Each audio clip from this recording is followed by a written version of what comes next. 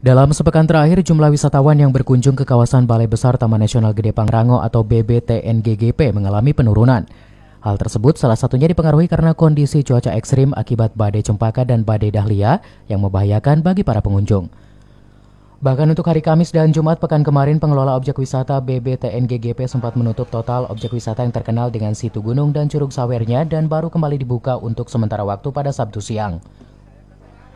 Dalam satu hari dalam kondisi cuaca normal, jumlah wisatawan lokal maupun luar daerah yang berkunjung ke objek wisata situ gunung dan curug sawer berjumlah sekitar 200 orang.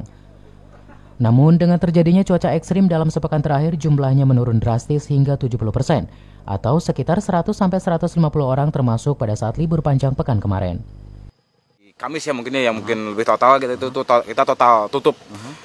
Hari Jumat kita total tutup juga, hari Sabtu itu setengah. Dari mulai jam 12 dikarenakan lihat cuaca bagus baru kita buka. Ada sekitar 200 sampai 200 orangan lah itu. Ya itu termasuk dengan pengunjung lokal juga. Kalau misalkan yang dari luar ya sekitar 100 sampai 150 orangan. Kalau pas ekstrim ini berapa tadi, Kang? Kalau untuk ekstrim gini kayak kemarin hari Minggu ya, libur kemarin sekitar 100 orangan.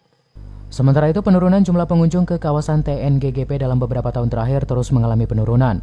Hal tersebut dipengaruhi beberapa hal, diantaranya faktor infrastruktur, fasilitas, dan aksesibilitas dari luar daerah menuju Sukabumi.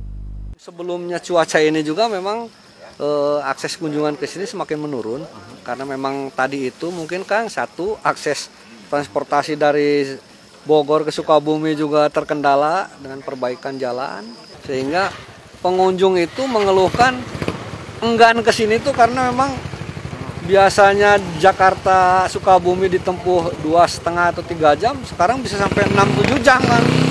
Ya, jadi akhirnya mereka mengalihkan ke tempat wisata yang lain. Untuk menarik pengunjung, saat ini pengelola Balai Besar Taman Nasional Gede Pangrango tengah melakukan beberapa pembangunan infrastruktur seperti perbaikan jalan dan fasilitas lainnya.